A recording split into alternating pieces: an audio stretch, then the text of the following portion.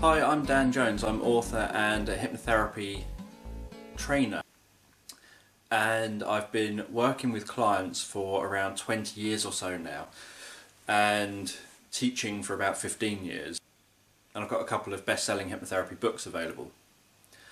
One thing many people come to me for is stress, and one of their biggest complaints when they come to me for stress is irritable bowel syndrome. It's a very common complaint of many people that experience stress. And hypnosis in the research has been shown to be incredibly effective for treating irritable bowel syndrome. One of the best things that people with irritable bowel syndrome can do with IBS is to learn self-hypnosis, because then you don't have to go and see a hypnotist to do it. You can learn self-hypnosis and have techniques you can use for yourself, and you can just keep using them every single day until it works. Whereas if you see a hypnotist, you've got to keep going and paying to go and see that hypnotist until you get all the results that you want. So it's a much cheaper option to learn self-hypnosis. So this course is designed to teach you what self-hypnosis is, why you should use self-hypnosis, how self-hypnosis works. It will include a self-hypnosis session for treating irritable bowel syndrome and a few other tips and ideas.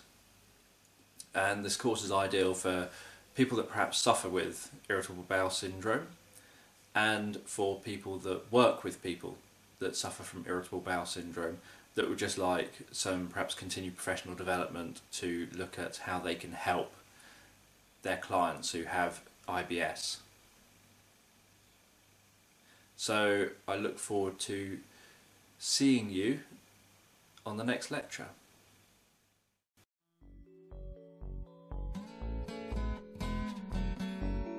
So is this course for you? What I thought I would do is just give you a taste of self-hypnosis so that you can get an idea of my way of doing hypnosis, and you can then judge whether this is the right sort of course for you. Now, to listen to this very brief self-hypnosis session, what I want you to do is make sure that you're not going to be disturbed. Make sure you can give at least half an hour. The session's only going to be about 5 minutes, but sometimes when you've been hypnotised, you're so relaxed afterwards that you don't really want to just get up and jump around and have to do things and jump in a car and go driving off somewhere. You want a bit of time to be able to come around and actually get back into being more alert and more awake. And so make sure that you don't have a mobile phone on, make sure that you're not going to be disturbed, make sure that you don't have anything like an oven on or any machinery or anything that requires your attention. You want to be able to devote 100% of your attention to just relaxing and listening to the self-hypnosis. And make sure you're in a room, ideally where you can have lights dimmed a little bit and where it can be just a bit darker, so it doesn't have to be pitch black or anything, but just so that it's comfortable. You can listen to this in a bright room, but most people find it a bit more comfortable when they've got the lights dimmed a little. And if you can listen to this with headphones, that's even better as well, because wearing headphones just seems to make it a bit more personal, and my opinion of it is that it makes it a little bit more effective, and many other people have said the same. So if you're ready to follow along, just take a few moments to close your eyes, and with your eyes closed, just listen to the sound of my voice. And as you listen to the sound of my voice, you can begin to relax. And as you begin to relax, just notice relaxation spreading perhaps from the top of your head, almost like there's comfort entering the top of your head. And just follow that comfort as it spreads down through the top of your head. Maybe you notice it almost like a warmth or a certain feeling. Maybe you notice it almost like a colour or a sensation. And just follow that as it goes down from the top of your head, down past your eyes, relaxing the eye muscles, down past your ears, And notice as it spreads down your neck, relaxing your neck muscles, down into your shoulders. And as that spreads down through your shoulders, your breathing will help you go even deeper and more relaxed. And while you relax deeper and more fully with the sound of my voice and the breathing, that relaxation can spread down your shoulders to your arms, and down through your chest and down through your body, all the way down to your legs. And as that relaxation spreads down through your legs, you can notice how some of that relaxation has moved through your body, almost like it's gone into your digestive system, just relaxing its way through, almost like it's unknotting bits and pieces, almost like it's just smoothing bits and pieces out and relaxing your digestive system. And any tension through your digestive system, through your stomach muscles, can be relaxed. And a part of you can increase in calmness as the relaxation spreads.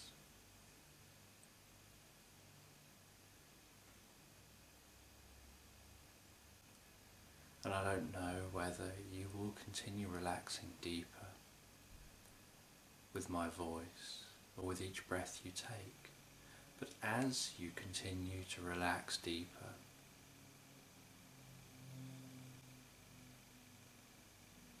there can almost be a healing light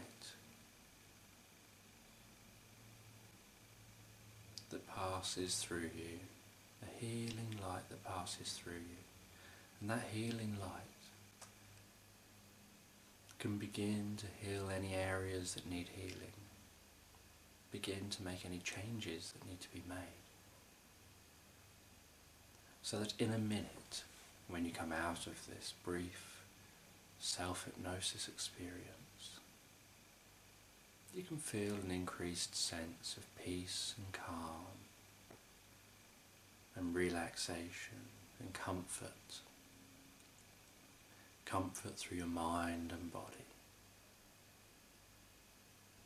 And you can take a few moments of silence to go even deeper and more absorbed in the experience.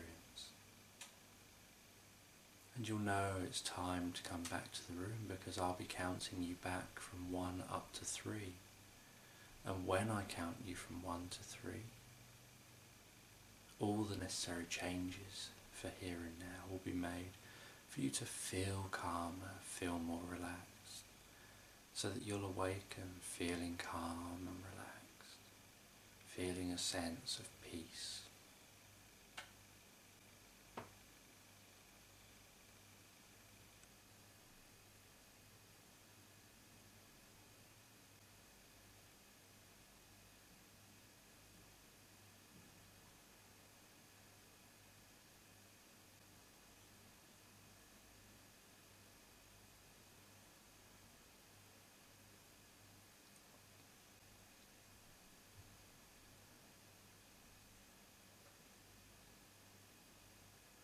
That's it. As you prepare to come back all the way back to the room now, 1, 2, 3, all the way back and opening your eyes and feeling calm and relaxed. So that was just a brief self-hypnosis example of what the self-hypnosis is like on this course. So I look forward to seeing you on the next lecture.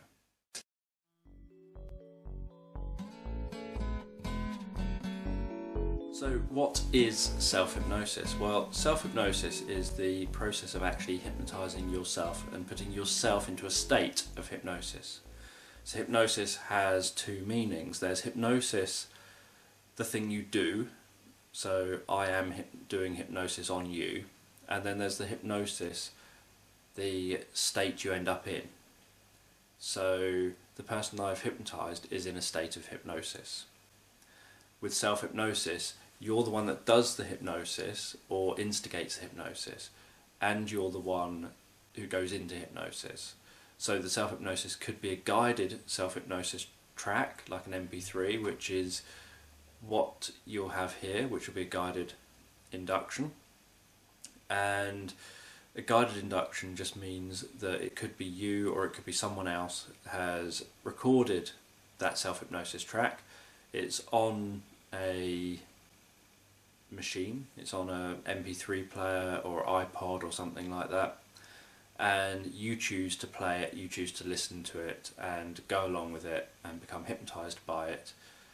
And at any point you could choose not to. You could choose to wake up, open your eyes, turn it off, whatever. You can also do self-hypnosis where you, for example, focus on your breathing until you end up entering hypnosis, or focusing on a spot on a wall until you enter hypnosis. Or if you're able to, as some people are but not many, you'll be able to do a guided self-hypnosis induction to yourself, guiding yourself into the state of hypnosis. So what self-hypnosis is the hypnotic state is the state of the optimal learning state. So it's the updating patterns of your brain state of mind. So your brain is a bit like the way a computer works, where every 90 to 120 minutes it will auto-save.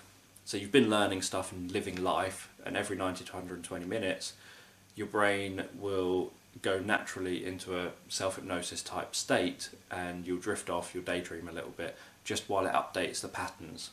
And sometimes it'll auto-save because something significant has happened. So the default auto-save for your brain is every 90 to 120 minutes. If you learn a lot, then you find your mind wandering more because you're updating your patterns in your brain more frequently. Likewise, a phobia is essentially your brain updating a pattern very fast because something new has come in that could be significant. So if you didn't have a fear of snakes and then suddenly a snake jumped up at you and you suddenly developed a fear of snakes, it's because your brain updated the pattern for snakes with this fear bit attached to it, and it did that instantly. As soon as that snake did that, it made you have this fear because it said, this is going to save your life in the future. You're never going to be in that situation where something could get you again. And then with self-hypnosis you can undo that fear by having someone focus on the pattern and just change the pattern, so they take the fear bit off and re-save it again but without the fear.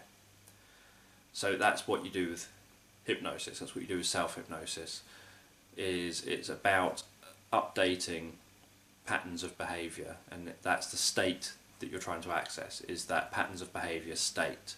So that isn't something that's easy to do consciously, because to consciously overcome a fear, for example, is very, very hard work. It's just much easier when you take the pattern and you update the pattern unconsciously. It just makes it easier then to be able to address that issue on a conscious level in your everyday life.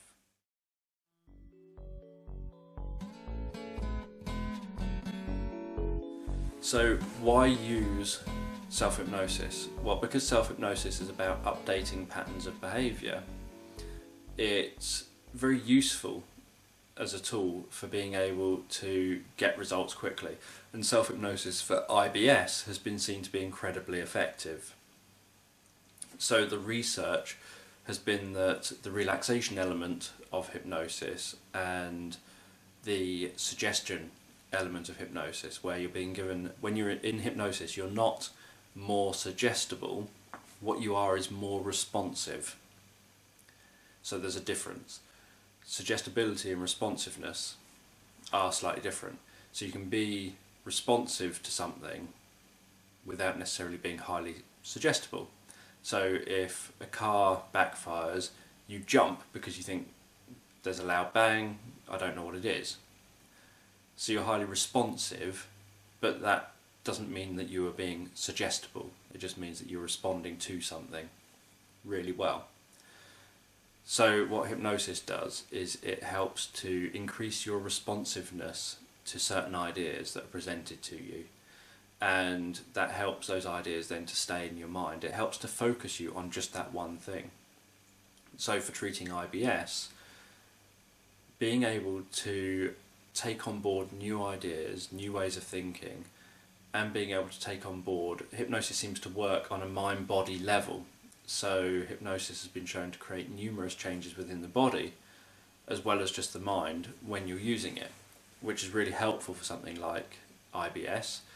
And so you can do that with the self-hypnosis, which makes it a very good tool to use versus a lot of other tools and medication and things. But you can also use the whole relaxation part of it as a therapeutic tool in itself.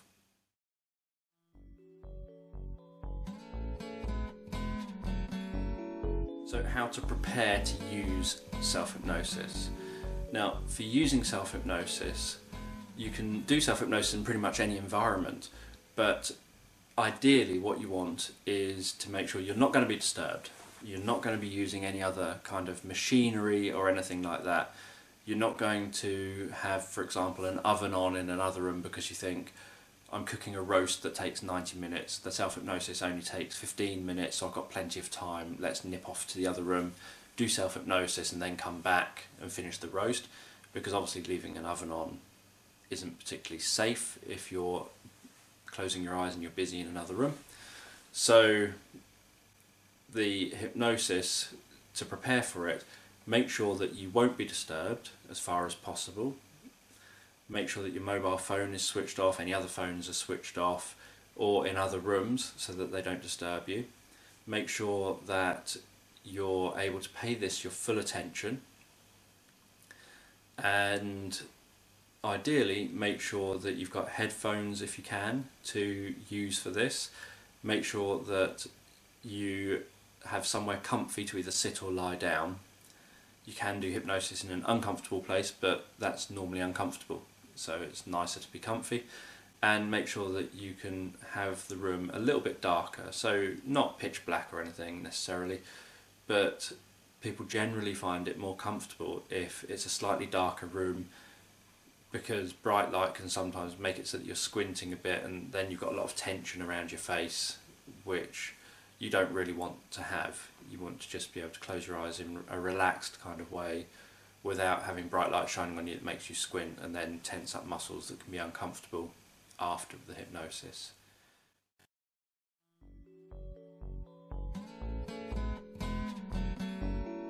So how often should you use self-hypnosis? Well, for irritable bowel syndrome, how often you use it will be up to you, but I would recommend that you use it once a day to start with. You could use it more frequently than that if you want to initially. It depends on you, but I would recommend at least once a day to start with. That gets the ball rolling, that gets your mind used to the self-hypnosis process, gets your mind used to this idea of this is what I have to do to be sort of on the track. So as you listen to it, there might be things that you think, I didn't quite follow that bit, I didn't follow this bit, or Dan moved on too quickly with this bit, and so when I listen to it again, I know that that's coming, so I'll listen to that and be prepared for that. So for example, with some tracks that I make, sometimes I'll ask someone to think of certain memories or certain ideas, and if the first time they know that I'm going to ask them that is on the track, sometimes they can't think. I try and give enough time to do it, but some people will think, even though you gave me some time, I still didn't think of what you asked me to think of, so I didn't really follow the rest of the track as well as I would have done. So then you might listen to it a second time, so that this time you know, oh, Dan's going to ask me to think of this, so let's think of that before I do the hypnosis, so that when I get to that section of it, I know what I'm already thinking of. So listening to it once a day, I would recommend initially, and then perhaps moving to once every couple of days as you start seeing the results, and then perhaps making it less frequent as you go on, to the point where you perhaps only use it when you really need it in the future, if you need it at all in the future.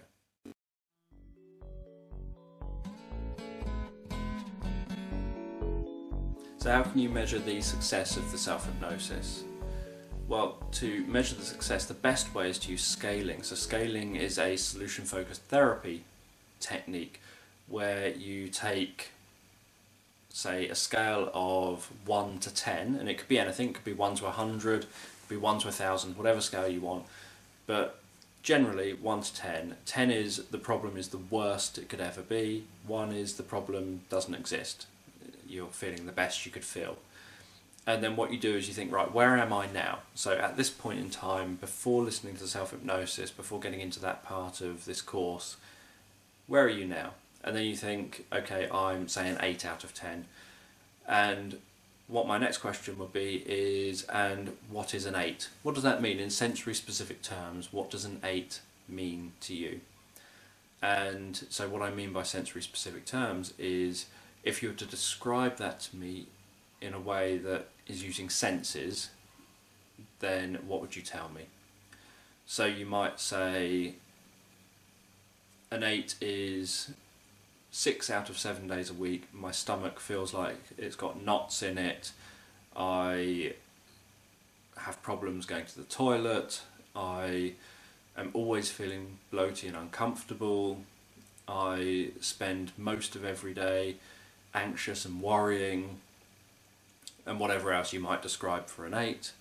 I would then ask, okay, so what stops it being a 9? You might say, well, so if I'd asked you that again, you'd said it was a 9, what would be different? You might say, well, if you asked me that and it was a 9, what I would have told you is that 7 days a week, 24 hours a day, or nearly 24 hours a day, it's really bad. It's as bad as it is now, but it's every day of the week, and nearly all of every day of the week. And then a 10 would be, it's every day of the week, much worse than it is now, and there's just no let up. So I'd then say, so what would be a 7? So if I'd asked you that and you'd said a 7 instead of an 8, what would that be? So then you would say to me, what a 7 would be 5 days a week. Having IBS 5 days a week, about as bad as it is now, but only on 5 days a week, would be a 7. So what you're doing is getting some stages. So I would then ask, so where would you be happy with? And you might say, well, I would love to have a 1, have it so it's totally gone, but I could cope with, say, a 2, where it's there maybe once or twice a month. So the sensory specific part, it's there once or twice a month, where I feel that sort of feeling in my stomach, and you describe that, and I feel I have problems perhaps with going to the toilet at times, and so you would describe whatever that is, but you would say a lower version obviously than when it was at the bad end. So what you've then got for measuring success is, you know where you are now, you know where you want to get to as a goal, you know what one stage worse is and one stage better is, meaning that when you then listen to the track over and over again, you're able to say, you know what, today actually things have now shifted, and I would say things are now 5, or I would say things are now 4, because, and then the because bit's the important bit, because, and then the sensory specific, because I've only had IBS 3 times in the last week, or whatever it happens to be. So by doing the scaling, it means that you can measure your success, but also it means that if you're biased one day, then you can compare it with your scale and think, am I just being emotionally biased? Let's look at this objectively as part of the scale. So taking a different scenario, a lot of smokers will come and see me, they'll quit smoking, and then they'll come back 3 months later saying it stopped working. I'll say, what's happened? And they'll say, well, 2 days ago I had a cigarette and then I had another 2 today. And I'll say, well, what else? Have you had any other cigarettes? And they'll say, no. So what you're telling me is you've had 3 cigarettes in 3 months, which is actually quite good, because you said that 3 cigarettes in 3 months would be the equivalent of it being a 2 out of 10.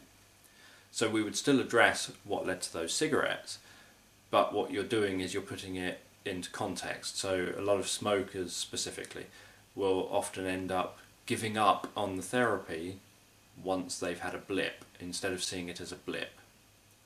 And scaling helps people to be able to put those blips into perspective, so that you don't just give up because you've had a blip. Instead you see it as, well, you know what, that was actually one day that it was bad out of the last 2-3 months, versus every day that it was bad 3 months ago.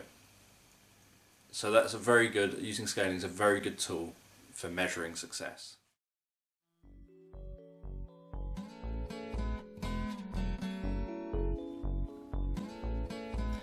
Okay, so take a few moments to just relax and close your eyes. And with your eyes closed, you can be listening to me. And as you listen to me, I'm going to begin to just guide you comfortably into a relaxed state of mind. And as I talk to you, your mind can wander. And while your mind wanders, you can begin to think about different things. And as you think about different things, certain ideas and feelings can begin to come to mind. And when those ideas and feelings come to mind, you can find yourself drifting deeper and deeper into the experience in your own unique way. And you know that spring is a time of new life, and you can be out in the countryside and you can notice how the air seems so fresh and clean, how the colours can appear so bright and vivid, and how much variety you can notice. And there are certain sounds that you can recognise as being spring sounds, like certain sounds of birds and animals, and sights of young animals experiencing the first few months of life. And when a breeze blows, it can create movement, and you can notice familiar smells that change depending on where you are and what you're doing.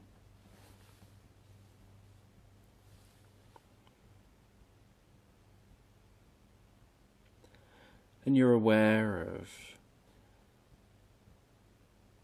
how the state of things can change as summer approaches and the weather changes, and you know what that's like, and the wildlife changes.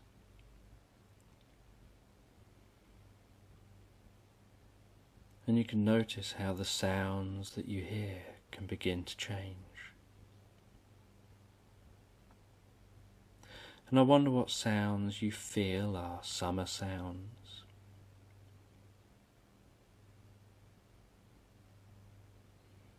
And you have a sense of what makes summer, summer.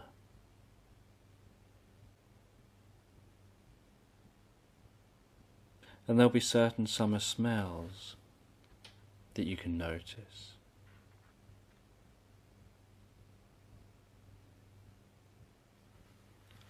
And you know, people feel different about different seasons depending on their age, and people like different things about different seasons at different ages. And I wonder what you enjoyed about the summer when you were younger. And as you drift through the seasons, certain thoughts and feelings can come to mind.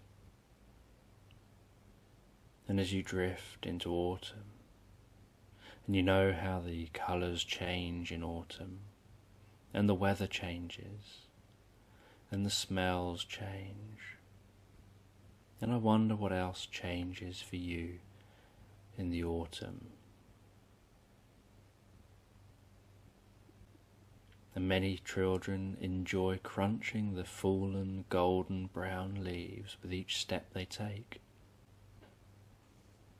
And we begin to become aware of the nearing winter.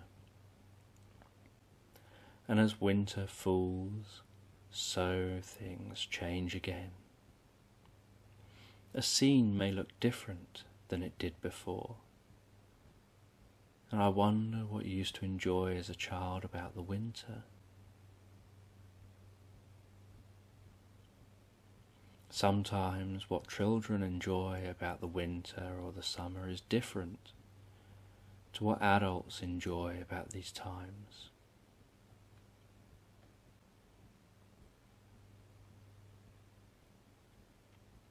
And you can imagine what many children feel like when crunching through snow or playing in snow. And the air is often crisp, and colour often appears to have been drained out to just greys and whites and blacks, and with little wisps of colour from time to time, perhaps some green trees. And you can get a sense of noticing a warm and inviting log cabin.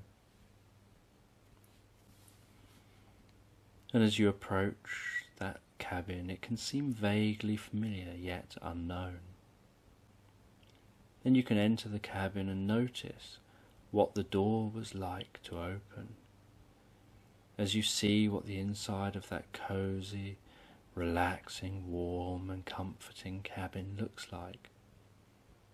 As you notice a chair, and you can walk to that chair, getting a sense of what it will feel like to relax back in that chair and drift off into a pleasant, dreamy sleep.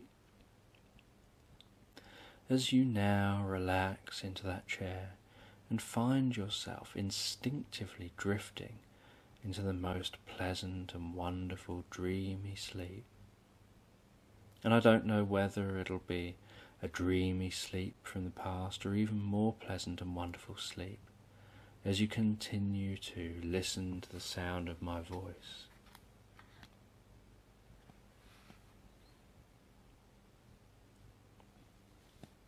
And as you continue to relax, I'd just like to take a few moments to talk to that part of you that's been responsible for developing that old IBS response in the past. And I'd like to take a few moments to thank that part of you that created that in the past for taking its time and energy to help to convey an important message. And you know now you can stop and think of a new, more pleasant way of getting that message across. And I know your unconscious has all the skills and abilities to develop that new response in a creative manner. And I wonder what it'll be. And many people remember the frustrating experience of trying to untie knots. And the harder you try to untie the knot, the tighter the knot seemed to get. And many people have learned that to untie the knot, they need to relax and take things slow and easy. And carefully they can untie that knot. And sometimes trees grow large in a garden and need to be removed. And you can think long and hard about how to remove that tree. Or you can worry about what will happen if you don't remove the tree. Or you can take action. Hire someone in to help you remove the tree, carefully, branch by branch, until it's level with the ground. And then carefully dig out the roots one at a time, before planting a wonderful healthy flower bed. And your unconscious can understand things in a way the conscious mind overlooks. And you can wonder whether you have had IBS for the last time, or whether you will have it once, twice, or even 4 times more before you never have it again. And you know change can be so quick when change happens instinctively. And you can get splashed by a car and you know to avoid puddles when you see a car coming.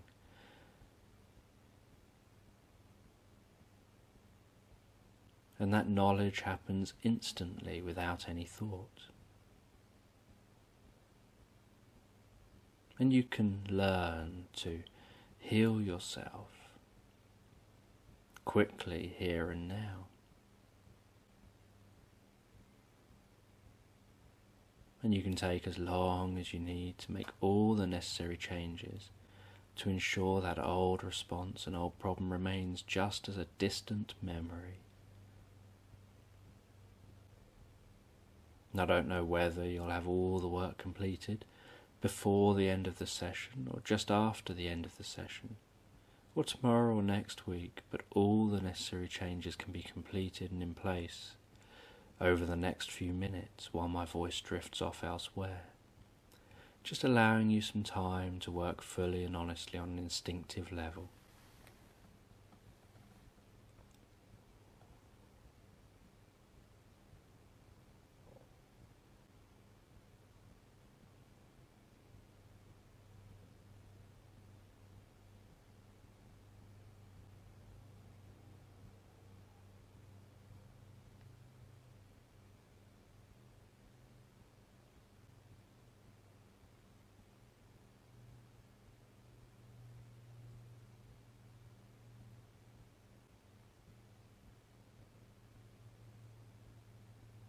That's it. And you can find healthy ways to handle stress, healthy ways to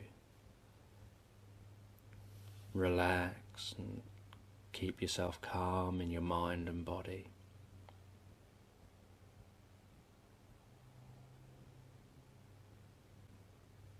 And healthy ways to remain IBS free.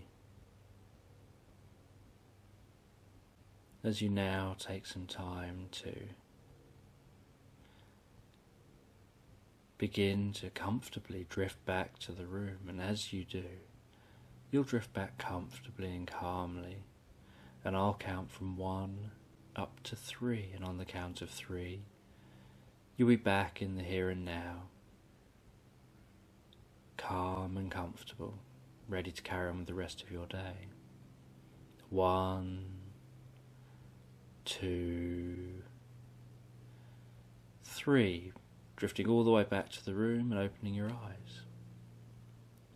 Aware that you can listen to this any time you want to or need to, and as often as you need to help you remain free from IBS.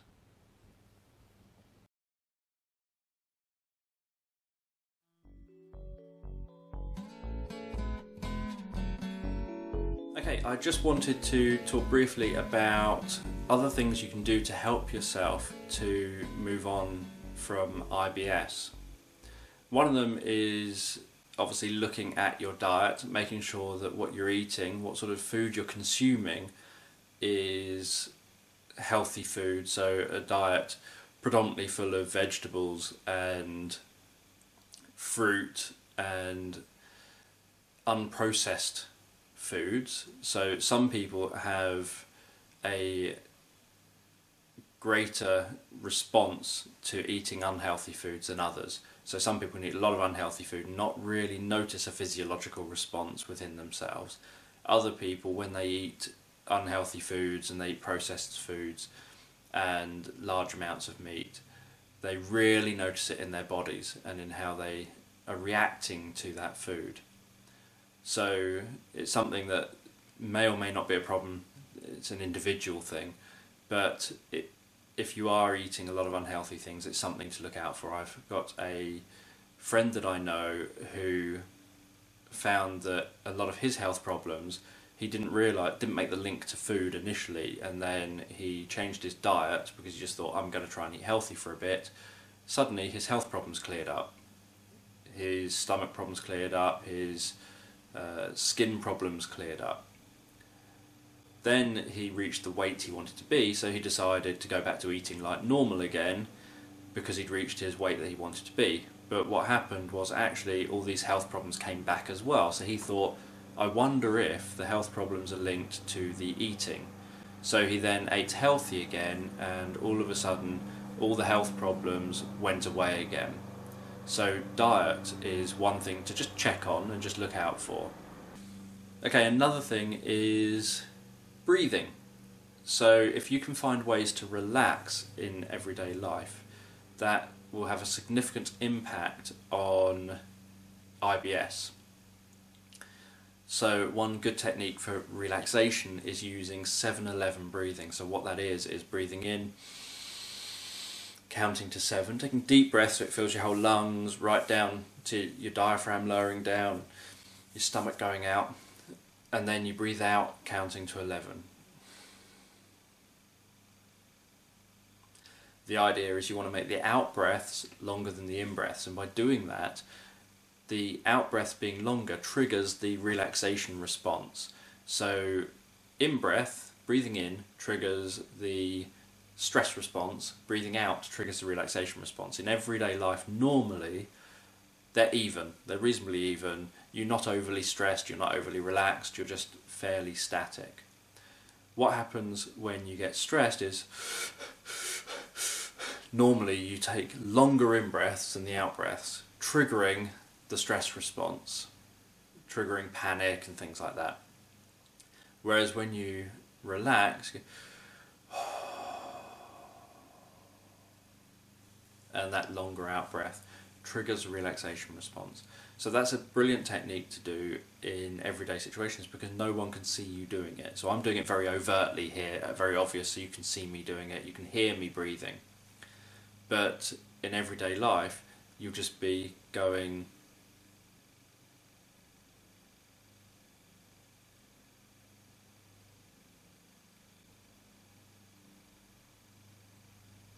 like that. So what you're doing is breathing in, counting to 7, breathing out, counting to 11, and you're triggering the relaxation response and helping you to just feel more calm and relaxed through the day. And also using meditation or self-hypnosis on a regular basis helps with relaxation too, and helps you to quieten down some mental chatter. So if you learn self-hypnosis or meditation and you learn to be able to follow an induction, you can just find something that's about 5 minutes long, and when you listen to it, it will just calm the mental chatter as you focus on something else other than your own mind. So there are a couple of tips that just are additional bits of help to beat IBS.